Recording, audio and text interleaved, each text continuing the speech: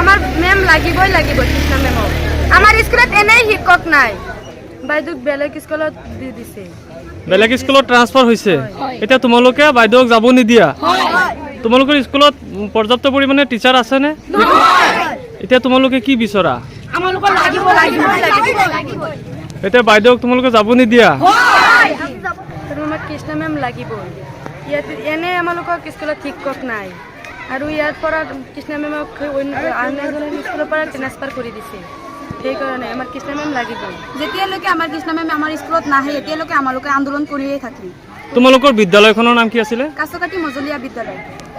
শিক্ষা বিভাগক অনুৰোধ জনাওঁ যে অতি সোনকালে আমাৰ কৃষ্ণ বাইদেউক আমাৰ মাজত ঘূৰাই দিয়ক।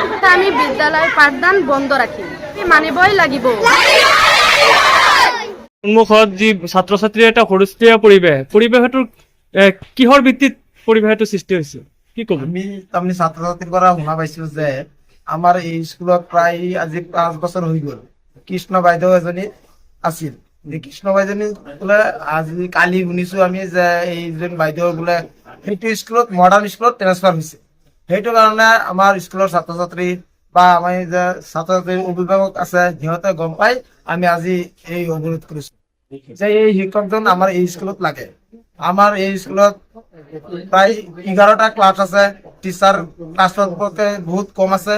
তাৰপিছত আমাৰ ইয়াত ইংলিছ টিচাৰ নাই, হিন্দী টিচাৰ নাই, আমি এনেই অভাৱত আছো। সেইটো কাৰণে আজি আমি অৱৰোধ কৰিছো এই বাইদেউজনী আমাৰ এই স্কুলত লাগে। আমি আপোনালোকৰ জৰিয়তে আমি শিক্ষা বিভাগৰ শিক্ষামন্ত্ৰী মহোদয়ৰ ওচৰত আমি দাবী জনাইছো এই শিক্ষকজন যে এই শিক্ষকজন আমাক ঘূৰাই দিয়ক, আৰু লগতে আৰু 2-3জন শিক্ষক আমাৰ স্কুলত প্ৰয়োজন আছে, এই 2-3জন শিক্ষকৰ ব্যৱস্থা কৰি দিয়ে। হয় ছাৰ, আপুনি SMC সভাপতি হয় এখন বিদ্যালয়ত, সেইটো সন্দৰ্ভত কি ক'ব? মানে আমি নিউজ লাইভৰ জৰিয়তে শিক্ষিত জনাবলৈ আমি বিশেষকৈ আনন্দিত হৈছো আৰু আপোনালোকক ধন্যবাদ জ্ঞাপন কৰিছো। আমাৰ এইখন বিদ্যালয়ত আজিৰ পৰা 24-25 বছৰ ধৰি আমাৰ স্কুলত শিক্ষক নাই, ছায়েন্স ছাবজেক্ট টিচাৰ নাই, হিন্দী টিচাৰ নাই। আমি শিক্ষকৰ অভাৱত আমি ছাত্ৰ ছাত্ৰীসকলক উপযুক্ত পাঠদান দিব পৰা নাই। আমি বহুত দিন ধৰি আন্দোলন কৰি আছো আৰু আমি বিভিন্ন অফিচত আমি অভিযোগো কৰিছো, এতিয়ালৈকে আমি শিক্ষক বিচাৰি পোৱা নাই। ইয়াতে এনে শিক্ষক কম, বহুত ছাত্ৰ ছাত্ৰী, গতিকে আমাৰ শিক্ষকৰ প্ৰয়োজন। তাৰ ভিতৰত আমাৰ ইয়াৰ পৰা শিক্ষক আৰু লৈ গৈ আছে। গতিকে আমি নিউজ লাইভৰ জৰিয়তে আৰু এই লাইভৰ জৰিয়তে আমি জনাব বিচাৰিছো যাতে ওপৰৰ মহলৰ পৰা আমাৰ শিক্ষকজনক ৰাখি দিয়ে আৰু 2জন শিক্ষক দিয়াৰ ব্যৱস্থা কৰে। আমি বহুত অভিযোগ কৰিছো, জনাইছো যে আমাৰ বিদ্যালয়ত শিক্ষক নাই। আমি আগতেও জনাইছো, বিহু ছাৰক জনাইছো, ডিঅ অফিচক জনাইছো, আমি দৰখাস্তৰ জৰিয়তে জনাইছো। আমাৰ স্কুলখন 7:30টাৰ পৰা আৰম্ভ হয়। আমি প্ৰে কৰাৰ পিছত ল'ৰা ছোৱালী ক্লাছত শিক্ষকসকল গৈছে, কিন্তু ক্লাছ কৰি আছে। তেনেকুৱা অৱস্থাত মানে 9টা বাজিলে আৰু আমাৰ এই বিদ্যালয়ৰ পৰা কৃষ্ণা কোচ গগৈ এই বাইদেউক মানে এই ওচৰৰে আদৰ্শ বিদ্যালয় লাওখোৱা তাত সংলগ্ন কৰাৰ কাৰণে ল'ৰা ছোৱালীয়ে সেই তাৰিখৰ পৰাই যেতিয়া তেখেতক মানে সংলগ্ন কৰিলে তেতিয়াৰ পৰাই ল'ৰা ছোৱালীয়ে মানে মানা নাই মানে বস্তুটো। তাৰপিছত আমি কৈছো যে নাই, তোমালোকে এনেকে কোনো হুলস্থুল কৰিব নোৱাৰিবা, আমি এটা প্ৰচেছ কৰি পেলাই পাৰো যদি আমি বাইদেউক আনাৰ ব্যৱস্থা কৰিম।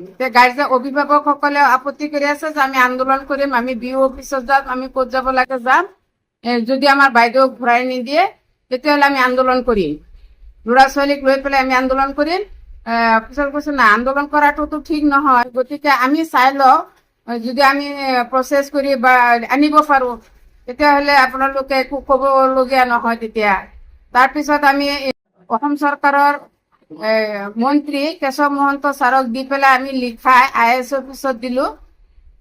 তাত মানে ছাৰে ক'লে যে এতিয়া তাতো অসমীয়া ক্লাছ নচলা অৱস্থা হৈছে, গতিকে সেই শিক্ষকজন দিয়াৰ পিছত অসমীয়া ক্লাছ কৰি আছে, গতিকে তাতো অসুবিধা হৈ আছে। তেতিয়া মই ক'লো যে বোলে ছাৰ, আমাৰ ইয়াত যে আজি 20-25 বছৰ ধৰি যে ছায়েন্স টিচাৰ নাই, হিন্দী টিচাৰ নাই, আমাৰোতো বেয়া লাগে যে এই ক্লাছবিলাকতো আমাৰ অলপ মেৰিটৰিয়াছ শিক্ষক নহ'লে আপাৰত দাঁত ভঙা ক্লাছবিলাক কোনে কৰে? আমাৰ হায়াৰ ছেকেণ্ডেৰী পাছ শিক্ষকসকল বেছিভাগেই তেনেকুৱা হায়াৰ ছেকেণ্ডেৰী পাছ পুৰণা শিক্ষক ৰিটায়াৰ হ'ব সময় হ'ল।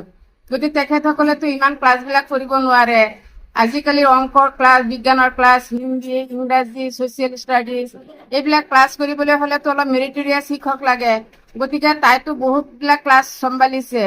তাইক লৈ অহাত মানে ল'ৰা ছোৱালীৰ আমাৰ স্কুলৰ মানে অপূৰণীয় ক্ষতি হৈছে।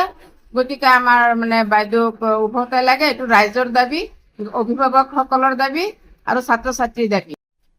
ইতিমধ্যে ছাত্ৰ ছাত্ৰীসকলৰ মুখৰ পৰা আমি যি মুহূৰ্ত শুনিব পাইছো যে অনিৰ্দিষ্ট কালৰ কাৰণে পাঠদান বন্ধ ৰাখিব ছাত্ৰ ছাত্ৰীয়ে। যদি বাইদেউ ঘূৰাই শিক্ষা বিভাগলৈ কি দাবী জনাব? এতিয়া মইতো ধৰি ল'ৰা ছোৱালীক বুজাই পঢ়াই অভিভাৱকসকলক বুজাই পঢ়াই ৰাখি আছো যে আহিব আহিব। এতিয়া যদি নাহে এতিয়া ছাত্ৰ ছাত্ৰীসকলে এতিয়া কি কৰে সেইটোতো আৰু ক'ব নোৱাৰি, কাৰণ আজিয়ে ওলাই গৈছে ল'ৰা ছোৱালী। কৃষ্ণা বাইদেউ অহাৰ লগে লগে কৃষ্ণা বাইদেউক ইয়াতে আটকাইছে, অভিভাৱকসকলেও আটকাইছে। গতিকে ভৱিষ্যতলৈ কি হয় পৰিস্থিতিটো মই ক'ব পৰা নাই, কিন্তু মই অফিচিয়েলি কামবিলাক কৰিব বিচাৰো। মই আন্দোলনৰ যোগেদি কিবা এটা হওক সেইটো মই নিজে নিবিচাৰো। ছাত্ৰ ছাত্ৰীয়ে যি হুলস্থুলীয়া পৰিৱেশ এটা সৃষ্টি কৰিছে আপোনাৰ ট্ৰান্সফাৰ কেন্দ্ৰ কৰি, এতিয়া কি ক'ব এইটো সন্দৰ্ভত? মইতো IAS ছাৰৰ যি অৰ্ডাৰ সেই অৰ্ডাৰ অনুসৰি আদৰ্শ বিদ্যালয়লৈ যাব লগা হৈছে। কিন্তু আমাৰ আগৰ মই যিখন বিদ্যালয়ত কৰিছিলো কাছখাটি এই মজলীয়া বিদ্যালয়, সেই বিদ্যালয়তো শিক্ষকৰ সংখ্যা নিচেই তাকৰ, অথচ আমি যেনে তেনে স্কুলখন চলাই নিছিলো। কিন্তু এতিয়া তাৰ উপৰি মোক তালৈ লৈ যোৱাত ইয়াতো বহুত অসুবিধাৰ সন্মুখীন হৈছে। প্ৰায়বিলাক ল'ৰা ছোৱালীয়ে মই যিকেইটা ছাবজেক্ট পঢ়াইছিলো সেইকেইটা ক্লাছ কৰিব পৰা নাই, সিহঁতৰ বহুত লোকচান হৈছে। এতিয়া মইতো ধৰক একো কৰিব নোৱাৰো, আমাৰ বিভাগীয়ভাৱে স্কুলৰ পৰা বাইদেউহঁতে কি কৰে, আৰু এইফালে যদি মোৰ যিটো অৰ্ডাৰ আছে অৰ্ডাৰটো ষ্টে কৰিব লাগিব, তেতিয়াহে মই আকৌ স্কুললৈ ঘূৰি আহিব পাৰিম। তেওঁলোকে কথাখিনি পুনৰ এবাৰ বিবেচনা কৰক আৰু মোক পুনৰ এখন বিদ্যালয়লৈ দিবলৈ তেওঁলোকক কাতৰভাৱে অনুৰোধ জনালো মই।